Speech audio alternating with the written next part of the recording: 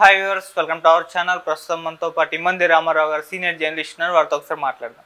Sir నమస్కారం. Sir నమస్తే sir, టాలీవుడ్లో ఇప్పుడు మనం చూసుకుంటే పురాణాలు, దేవుళ్ళు, ఇతిహాసాలు వీటిని తీసుకొని చెప్పేసి సినిమాలు రావడం మనం చూస్తున్నాం సార్. అదే ట్రెండ్గా కూడా నడుస్తుంది. ఒకప్పుడు మనం చూసాం 90sలో అన్ని పురాణాల మీద సినిమాలు రావడం, ఇతిహాసాలు, జానపద నేపథ్యంలో వచ్చిన సినిమాలు ఎన్నో ఒక్కొక్కరుగా వచ్చేసేవి. అయితే ఆ తర్వాత కాస్త తగ్గిపోయాయి. యాక్షన్ సినిమాలు, ఫ్యాక్షనిస్ట్, లవ్ స్టోరీ ఇటువంటివి వచ్చాయి. ఇప్పుడు మళ్ళీ ఇతిహాసాలపైన సినిమాలు రావడం మనం చూస్తున్నాం సార్. దాన్ని ప్రేక్షకులు కూడా ఆదరిస్తున్నారు. మరి ఏ విధంగా చూడొచ్చు సార్ దీన్ని మీరు? ఇక్కడ నా ఆలోచనతో చెప్తున్నాను, ప్రేక్షకులు మన్నించాలి. ఇక్కడ ఇతిహాసాల్లో ఉన్న గొప్పదనమే అది. ఎంతకాలం బ్రతుకున్నాయండి, ఎన్ని వేల సంవత్సరాలకు ముందు అవి ఉన్నాయి, ఇన్ని వేల సంవత్సరాల తర్వాత కూడా క్రేజీ అయిపోయినాయి. దానిలో గొప్పతనం ఏంటంటే, ఒక భారతంలో కానీ, ఒక రామాయణంలో కానీ, ఒక భాగవతంలో కానీ అంత నిర్దిష్టమైనటువంటి జీవితం ఉంది. కుటుంబ వ్యవస్థ ఉన్నంత వరకు రామాయణం ఉంటుంది కదా. ఏ తండ్రి అయినా నాకు రాముడు లాంటి కొడుకు కావాలనుకుంటాడు కదా. ఏ రాముడైనా నాకు లక్ష్మణుడు లాంటి తమ్ముడు కావాలనుకుంటాడు కదా. ఏ రాముడైనా సీత లాంటి భార్య కావాలనుకుంటాడు కదా.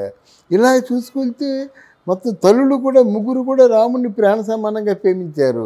ఆ ప్రేమకు దాసోహం. మనిషి దేన్నైనా భరిస్తాడు కానీ ప్రేమను భరించలేడు. నిన్ను అత్యంత ప్రేమతో చూస్తే ఏడుపు వచ్చేస్తే మళ్ళీ తిరిగి ఏం చేయగలం? అందుకు ప్రేమను భరించలేము. అలా భరించరానంత ప్రేమను చూపించిన మహానుభావుడు రాముడు. ఇక భారతం తీసుకుందాం. ఏ ఘట్టాన్ని తీసుకుంటే మాత్రం తక్కువ అండి. ఆ రచన ఎంత గొప్ప రచన అంటే, సృజన అనుకుందాం కాసేపు. ఒక సృజన అనుకున్నప్పుడు కూడా ఎంత గొప్ప సృజన. నిజం అని ఆధారాలు ఉన్నాయి కనుక నిజం అనుకుందాం. రాముడు ఉన్నాడు. రాముడికి ముందు కృతయుగం, హరిశ్చంద్రుడు, వీళ్ళందరూ మార్కండేయులు, వీళ్ళందరిది. తర్వాత రాముడు, త్రేతాయుగం, భారతం, ద్వాపర యుగం. ఆధారాలు ఉన్నాయి కదా. ద్వారకా ఉంది, మొన్నే మోదీ చూసి వచ్చాడు కదా. అంటే జలాంతర్గామిలో వెళ్ళి చూసి వచ్చాడు. అంటే అన్నిటికీ ఆధారాలు ఉన్నాయి. శ్రీలంక రావణుడి కోట ఆధారాలు ఉన్నాయి. రామసేతు జరిగిందని ఆధారాలు ఉన్నాయి. ఇదంతా ఎందుకు చెప్తున్నానంటే, ఆ కథలు కానీ, ఆ కావ్యాలు కానీ ఎన్ని సంవత్సరాలైనా సజీవంగా ఉంటాయి. ఒక్కసారి అక్కడ రామసేతుని దాటి ఒక్కసారి వెళ్ళి జల్లుమంటదన్నమాట. అంత గొప్పతనం వాటిలో ఉంది.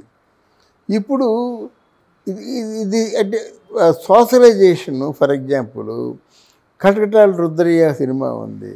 అందులో కృష్ణరాజు క్యారెక్టర్ ఏమిటి తెలిసిన? కర్ణుడు, జమున తల్లి. ఆ లాస్ట్లో తెలుస్తుంది జమున తన తల్లి అని. సేమ్ డిటో కర్ణుడు డైలాగ్స్ రాశారు. అర్థమైందా? అలాగే కొన్ని సోషలైజేషన్ చేసినటువంటి సినిమాలన్నీ బాగా హిట్ అయినాయి. ముత్యాల ముగ్గు ఏమిటి తెలిసిన? రామాయణం. అనుమానం వచ్చింది, విడిచిపెట్టేశాడు. ఆ పిల్లలిద్దరూ చాలా గోడు నేడుస్తుంటే హనుమంతుడు వచ్చాడు.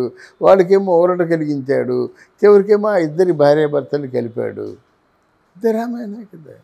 ఇలాగా చాలా సినిమాలు మనం చెప్పుకుంటే చాలా ఉన్నాయి. ఇప్పుడు సందర్భం ఏమిటంటే, వాటిలో ఉన్న గొప్పతనమే ఇంతకాలం బతికించాయి.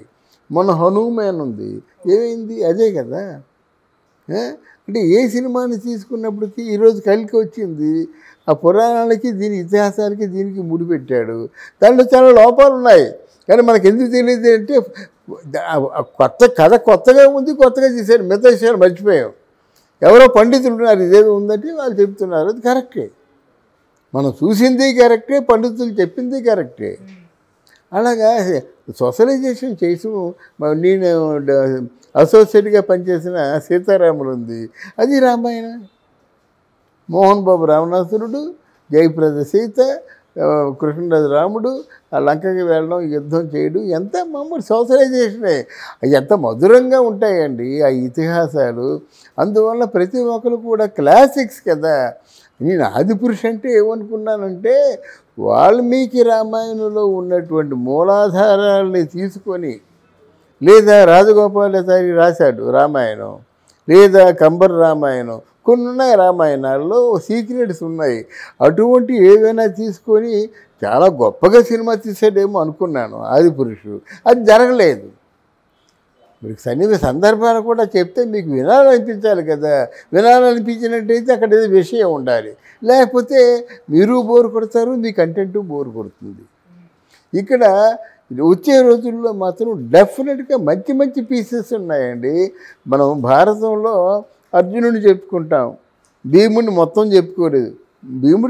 భీముడి తాలూకు కొడుకు ఘటోత్కచుడు. ఆ ఘటోత్కచుడు కొడుకు పేరు తెలిస్తే నీకు తెలియదు అనుకుంటా, బర్బీరుడే. అదే అంటే ఘటోత్కచుడు కంటే మంచి బలమైన వాడు. ఆడు ఉండకూడదు, వాడిని చంపేయాలి, అందుకే ముందు బలి చేశారు. అంటే ఇట్లాంటి మెలో డ్రామా కాదు, అంతకు మించినటువంటి డ్రామాని క్రియేట్ చేసేటువంటి సందర్భాలు పురాణాల్లో ఇతిహాసాల్లో ఉన్నాయి కనుక వాటికి ఒక నమస్కారం. అంటే వాటి జోలికి వెళ్ళకూడదు. వెళ్తే మాత్రం సర్వసమగ్రమైన వివరణతో కూడిన సినిమా తీయాలి, లేకపోతే ప్రమాదం. బాగా చేసినట్టయితే ఇప్పుడు ఆవు ఉందనుకోండి, ఆవు దగ్గరికి వెళ్ళి ముందే పొదుగు పట్టుకుంటారు. అదే ఎన్టీ రామారావు ఇంట్లోనూ బొట్టు పసుపు కుంకుమ వేస్తారు. వెనక కూడా అక్కడ ముక్కోటి దేవతలు సంచరించే స్థానం కనుక వెనక కూడా పసుపు కుంకుమ అంతా రాసి ఇలా దండం పెట్టుకొని ఇలా పెడితే 12 లీటర్ల పాలు ఇచ్చేది ఆవు. అలాగే ఎందుకు చెప్తుంటే భక్తి విశ్వాసాల కోసం చెప్తున్నాను. అలా పురాణ పురుషుల దగ్గరికి వెళ్ళినప్పుడుగా రాముడు కానీ, కృష్ణుడు కానీ, ఆంజనేయ స్వామి కానీ వీటిని తలుచుకున్నప్పుడు అంతే భక్తి శ్రద్ధలతో నువ్వు ఆలోచించడం మొదలు పెడితే నీకు అంత ఎంత పాలు ఇచ్చిందో, ఎంత సర్వసమగ్రంగా నీకు సహకరించిందో వాళ్ళు కూడా సహకరిస్తారన్నమాట. ముందు భక్తి విశ్వాసాలు ఉండాలి. ఎన్టీ రామారావు అవి ఉన్నాయి కాబట్టి సక్సెస్ అన్నమాట. అయితే 3 కథలు ఉన్నాయండి.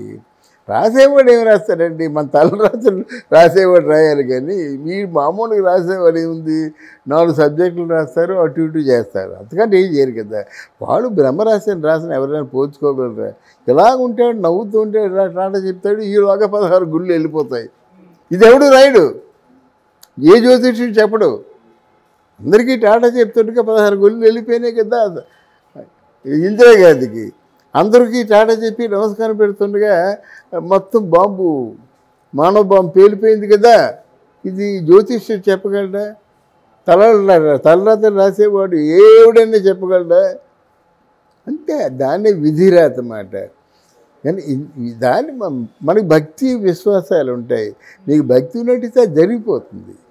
నిజమైన భక్తి ఉంటే, నిజమైన విశ్వాసం ఉంటే జరిగిపోతుంది. దానికి ఉదాహరణ మార్కండేయుడే. అల్పాయుష్కుడు వచ్చేస్తున్నాడు యముడు, మన శివలింగాన్ని పట్టుకున్నాడు. అని నమ్మకం ఉంది, నా దేవుడు నన్ను ఎప్పుడు తీసుకెళ్ళాడని చెప్పేసి కాపాడతాడని. కాసేపటికి చివరికి యముని మీదే తిరగబడిన పరిస్థితి వచ్చింది కదా ఈశ్వరుడు వచ్చి. ఎందువల్ల? ఆ భక్తి విశ్వాసాలు వస్తాయి. ఇక ముందు చాలా పుంఖానుగా సబ్జెక్టులు వస్తాయి. Thank you so much. Thank you అమ్మా, థ్యాంక్ యూ వెరీ మచ్.